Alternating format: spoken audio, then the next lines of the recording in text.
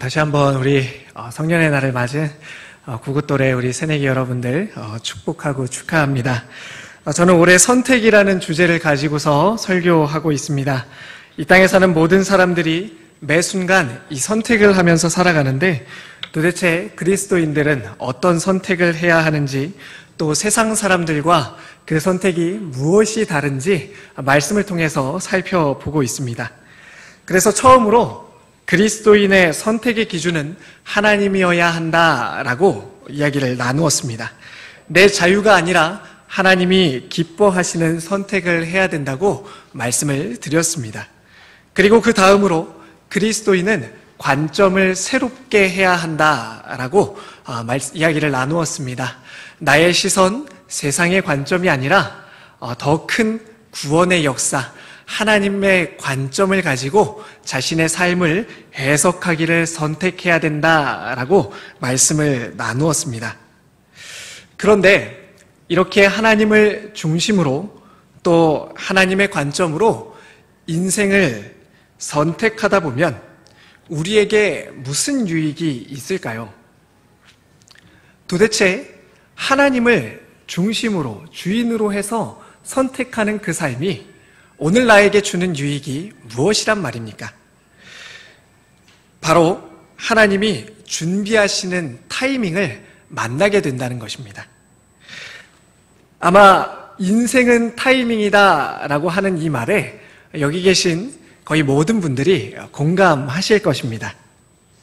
우리 인생에는 어떠한 때가 있다라는 것을 경험적으로 혹은 다른 사람들의 이야기를 통해서 알고 있다는 것이지요. 연애나 결혼에 대해서 한번 생각해 보시기 바랍니다. 취업도 마찬가지입니다. 어떤 일도 굉장히 중요하지만 어떤 때도 그만큼 중요합니다. 같은 일이어도 어느 타이밍이냐에 따라서 일이 성공하기도 하고 또 잘 되지 않기도 하고 그 결과가 달라지기 때문입니다. 그래서 사람들은 이 타이밍을 잡기 위해서 굉장히 많은 노력을 합니다. 이것은 우리 그리스도인들도 마찬가지입니다. 그런데 우리가 주목할 것은 하나님의 뜻을 따라 선택하는 사람들에게는 이 하나님께서 준비하시고 예비하신 특별한 타이밍이 있다는 것입니다. 하나님은 시간의 주관자이시며 또 우리를 향한 계획을 가지고 계십니다. 그렇기 때문에 하나님께서는 이미 우리의 삶의 모든 것을 알고 준비해 놓으셨습니다. 따라서 하나님의 타이밍에 나 자신을 맞추기만 한다면 하나님께서 준비하신 놀라운 일이 우리의 삶에 일어나게 되는 것입니다. 성년이 된 우리 구구또래 새내기 여러분, 그리고 여기 계신 청년분들, 그리고 성도님들, 만약 인생의 타이밍을 지금 찾고 계시다면 오늘 말씀에 귀를 기울이시기 바랍니다. 오늘 말씀을 통해서 망한 것처럼 보이는 인생이라 할지라도 그곳에 하나님의 타이밍이 어떻게 준비되어 있는지 격려를 받으시기 바랍니다. 그렇다면 과연 우리는 그 타이밍을 어떻게 잡을 수 있을까요? 하나님의 타이밍이 어떻게 이루어지는지 우리 오늘 함께 읽었던 룻기 2장의 말씀을 가지고 함께 살펴보도록 하겠습니다. 특별히 룻기는 우리에게 하나님의 때가 얼마나 정확하고 또 기가 막히게 역사하는지를 잘 보여줍니다. 룻기는 베들레헴에 흉년이 들었을 때라는 그 때를 배경으로 이야기를 시작해 나갑니다. 그리고 흉년을 피해서 모압 지방으로 간 나오미와 엘리멜렉, 이 한 가정의 이야기를 우리에게 들려주고 있습니다. 아내 나오미는 남편 엘리멜렉과 두 아들들을 데리고 모압 땅으로 갔습니다. 그런데 그곳에서 남편과 두 아들을 모두 다 잃어버리게 됩니다. 남편과 아들이 다 죽어버리게 되는 것이죠. 당시 고대 사회에서 이 남편과 아들이라는 것은요, 그 남편과 아들을 잃었다라는 것은 자신의 삶을 지탱하고 보호해줄 그러한 삶의 지지자, 지탱자를 잃어버렸다라는 의미입니다. 그러니까 오늘날로 이야기하자면요, 이제 이 인생은 망한 것과 같다라는 그런 의미로 당시에는 해석될 수 있는 상황이었습니다. 하지만 나오미에게 한 사람이 함께하게 되었습니다. 바로 룻입니다. 모압 땅에서 며느리가 된 룻이 나오미를 따라 베들레헴으로 함께 오게 되었습니다. 여기서 우리가 한 가지 염두해야 될 것은 나오미의 며느리 룻이 과연 어떤 사람인가 하는 점입니다. 룻은 이룻기 1장 16절에서 이렇게 고백하고 있습니다. 어머니의 하나님이 나의 하나님이 되시리니 라고 고백하는데요, 룻은 하나님을 선택해서 모압 땅을 떠나서 어머니를 따라 오게 됩니다. 이렇게 하나님을 선택한 인생을 위해서 하나님께서는 오늘 기가 막힌 타이밍을 준비해두고 계십니다. 비록 지금 처한 상황은 암담해 보이지만 성경은 1장 마지막에 그들이 베들레헴에 도착할 때가 보리 추수가 시작할 때라고 말하면서 하나님의 타이밍이 그들 인생 가운데 다가오고 있음을 우리에게 알려줍니다. 그리고 이 하나님의 타이밍은 다음과 같은 세 가지를 통해서 우리의 삶에 이루어지게 됩니다. 첫 번째로 하나님의 타이밍은 만남을 통해서 이루어집니다. 룻은 하나님을 선택했고 시어머니 나오미를 따라 자신이 살고 있는 고향을 떠나 낯선 베들레헴까지 오게 되었습니다. 이처럼 하나님을 선택한 룻에게 하나님은 만남을 통해서 하나님의 뜻을 이루어 가십니다. 만남을 통해서 하나님의 때를 이루어 가시는 것입니다. 1장의 마지막 절은요, 나오미와 룻이 베들레헴에 도착할 때가 보리 추수 시작할 때였다라고 우리에게 이야기하고 있습니다. 그렇다면 이어지는 2장 말씀을 시작할 때 어떤 이야기가 등장해야 자연스럽겠습니까? 보리 추수가 어떻게 진행이 되고 있는지, 보리 추수에 대한 이야기가 나오는 것이 자연스럽지 않겠습니까? 그런데 오늘 2장 1절을 보니까요, 이렇게 이야기하고 있습니다. 나오미의 남편 엘리멜렉의 친족으로 유력한 자가 있으니 그의 이름은 보아스더라 라고 시작하는 것입니다. 룻기는요, 그 때를 이야기하면서 바로 그 사람을 우리에게 이야기하고 있습니다. 하나님은 룻과 나오미를 위해서 이미나 보아스라는 사람을 준비해 놓고 계셨다라는 것을 독자들에게 알려주는 것이죠. 룻과 나오미는 아직 알지 못했지만 오늘 성경 말씀을 읽고 있는 우리에게는 이 세 사람이 곧 만날 것이 눈앞에 보여지는 것입니다. 이 보아스는 누구입니까? 유력한 자라고 오늘 성경에서는 소개하고 있는데요, 유력한 자라는 이 뜻은요, 당시의 개념으로서는 땅을 많이 가진 아주 부유한 사람이다라고 해석할 수 있을 것입니다. 또 다른 뜻으로는요, 권위가 있는 사람, 사람들에게 존경받는 사람, 이런 뜻들도 가지고 있습니다. 이 보아스라는 이름, 어디서 한 번쯤 들어보신 것 같지 않으십니까? 바로 솔로몬 성전에 있는 두 기둥 중에 한 기둥의 이름이 보아스죠. 야긴과 보아스라는 성전에 두 기둥이 있습니다. 야긴의 뜻은요, 저가 세우리라 라는 뜻을 가지고 있고, 보아스라는 뜻은요, 그에게 능력이 있다라는 뜻을 가지고 있습니다. 그리고요, 이 보아스, 유력한 사람 보아스를 설명하면서 앞에 한 단어가 더 붙습니다. 자신의 친족이다라고 설명하고 있는데요, 이렇게 능력이 있는 사람이 바로 자신과 친족 관계에 있다는 것입니다. 이 룻기 후반부에는 보아스가 친족으로 기업물을 짜라고 이야기하는데요, 이 기업물을 짜다라는 것은요, 당시에 누군가가, 친척 중에서 누군가가 빚을 지게 되었을 때, 혹은 갚아야 할 어떤 것이 있을 때 그것을 대신해서 갚아주는 사람을 이야기합니다. 그러니까요, 하나님께서는 모압 땅에 가서 보호자를 잃어버리고 텅 빈 삶으로 다시 고향에 돌아오게 된 나오미와 그리고 며느리 룻의 삶을 구원하고도 남을 만한 엄청난 사람을 이미나 준비해 두셨다는 것입니다. 그리고 3절에 룻이 우연히 보아스의 밭에 이릅니다. 그리고요, 4절에는요, 마침 또 어떤 일이 일어나나요? 마침 보아스가 자신의 밭에 나오게 됩니다.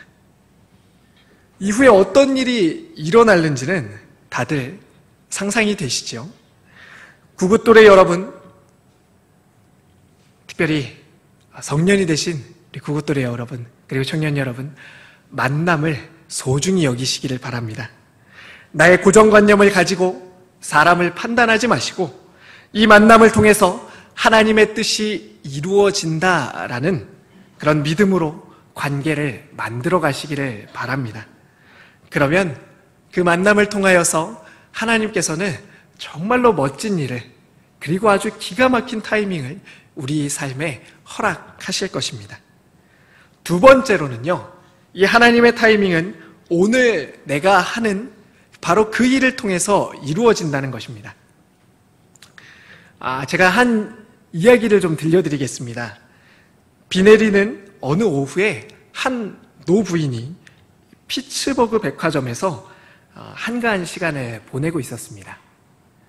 그 노부인은 여기저기 가게를 둘러보고 또 방문하면서 이렇게 가게들을 둘러보면서 다니고 있었는데요, 누구 하나도 이 나이든 이 부인을 관심 갖지 않았습니다. 아주 친절하게 대하는 사람도 없었습니다. 그러던 중 이 부인이 다른 한 코너에 들어섰을 때 젊은 직원 한 사람이 의자를 하나 내어드렸습니다. 여기 앉으십시오. 여기 앉아서 저희가 제공하는 이 설명들을 좀 들어보십시오 라고 이야기하였습니다. 그 젊은 점원은 비가 그치자 백화점 입구까지 이 연세가 지긋한 부인을 마중하였습니다. 그리고 나서 몇 달이 지났습니다.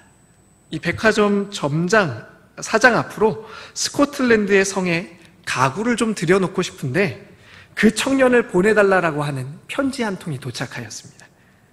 그 부인은 당대 최고의 거부였던 앤드류 카네기의 어머니였습니다. 이 젊은 점원이 했던 것이 무엇입니까? 거창한 일을 한 것이 아니었습니다. 자기 자신의 늘 하고 있는 그 일에 최선을 다한 것이었습니다. 룻을 한번 보시기 바랍니다. 오늘 룻은 원망이나 불평하지 않습니다. 내가 왜 시어머니를 따라서 낯선 이곳까지 와서 내가 이삭을 줍는 일을 해야 되는가? 그렇게 투덜대지 않았습니다. 그리고 룻은요, 오늘 주어진 그 삶에 최선을 다하였습니다. 비록 연명하기 위해서 이삭을 줍는 일이었지만 누가 봐도 룻은 자신의 그 삶에 최선을 다하는 사람이었습니다. 2장 7절에는요, 이 룻의 삶을 그 사환이 평가하기를요, 이렇게 이야기합니다. 아침부터 와서는 지금까지 잠깐 쉰 것 외에는 계속해서 그 일을 하고 있습니다 라고 평가하는 것입니다. 아침부터 지금까지 쉬지 말라는 이야기가 아니라 자신의 삶에 성실하게 임하고 있는 모습을 성경은 우리에게 보여주고 있다는 것입니다. 룻의 노동은 마지못해 하는 것이 아니었습니다. 그가 하고 있는 일은 기쁨으로 하고 있는 일이었습니다.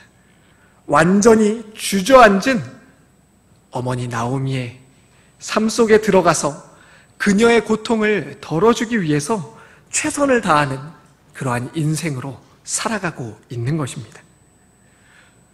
사랑하는 우리 구구또래 여러분, 처음에는 신선했던 사회 그리고 대학의 모든 일들이 금방 식상해져 가지는 않고 계신가요?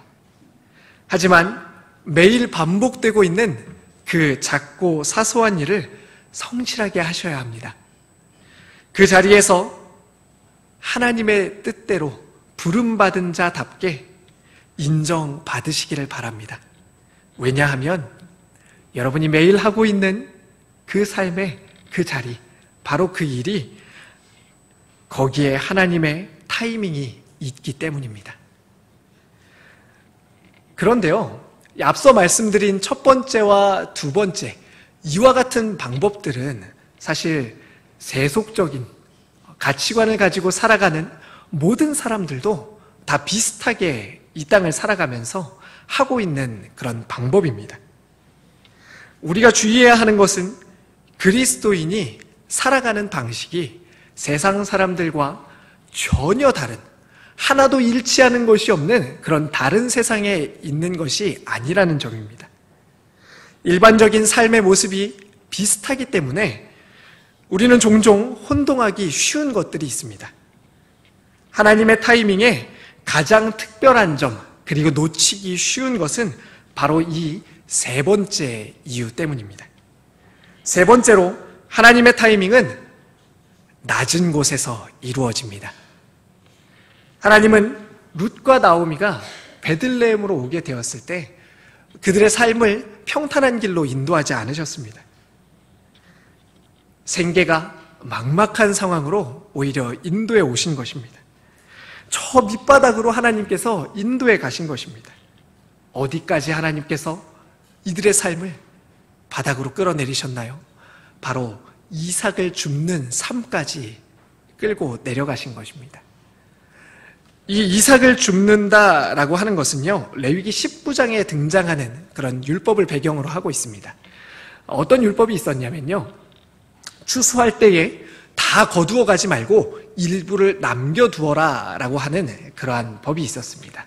왜냐하면 당시에 과부나 또 고아, 나그네와 같은 인생을 지탱하기 어려운 사람들에게 그들의 삶을 사회가 최소로 보장하는 그러한 안전제도로서 이러한 율법이 사용되고 있었기 때문입니다. 그러니까 스스로 땅을 가지거나 아니면 스스로 어떤 이윤을 창출하여서 자신의 삶을 꾸려가기에 어려운 사람들이 이와 같은 혜택을 받는 사람들이라는 것입니다.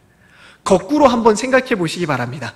오늘 어머니 나오미를 위해서 룻이 보아스의 밭에 이삭을 주우러 매일매일 나가고 있습니다. 그렇다는 것은 지금 이 룻의 삶, 나오미의 삶이라는 것은 당시의 그 사회 안에서 가장 어려운 사람의 삶이었다고 이해할 수 있는 것입니다. 가장 사회에 연약하고 밑바닥에 그러한 삶을 살아가고 있다고 할 수 있는 것입니다. 또한 오늘 성경 말씀은 룻에 대해서 이야기할 때에 의도적으로 그녀가 모압 지방 출신의 여인이다라는 것을 이야기하고 있습니다. 2장 2절과 6절에서 이 이야기가 반복되어져서 나오는데요. 출신을 이야기함으로써 당시에 이스라엘 사람들이 원수처럼 여겼던 모압과 암몬 사람들에 대한 그런 적개심에 대해서 표현하는 것입니다. 이러니 상황도 출신도 배경도 어느 것 하나 좋을 게 없었습니다. 룻의 삶이라는 것이 바로 그러한 삶이었습니다.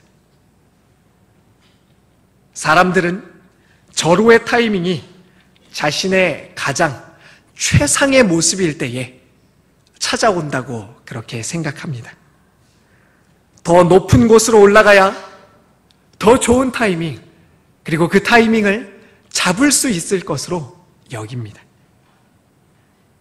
그래서요, 더 높은 곳으로 올라가려고 합니다. 하지만 어떻습니까? 하나님이 준비하시는 타이밍은 정반대입니다. 하나님의 타이밍은 가장 낮은 곳에 있습니다. 요셉의 삶을 한번 생각해 보시기 바랍니다. 룻은 바다까지 내려갔습니다. 그런데요, 거기까지 내려갔더니 거기서 하나님이 준비하신 그 타이밍을 만나는 것입니다. 구구또래 여러분, 그리고 사랑하는 청년 여러분, 성도님들, 하나님이 우리를 낮추실 때가 있습니다. 바로 그때 좌절하지 마시고 절망하지 마시고 원망하지 마시고 도리어 기대하시기 바랍니다. 믿음으로 그 기회를 취하시기 바랍니다. 말씀을 정리하겠습니다. 하나님은 누구보다 우리의 삶에 대해서 잘 알고 계십니다.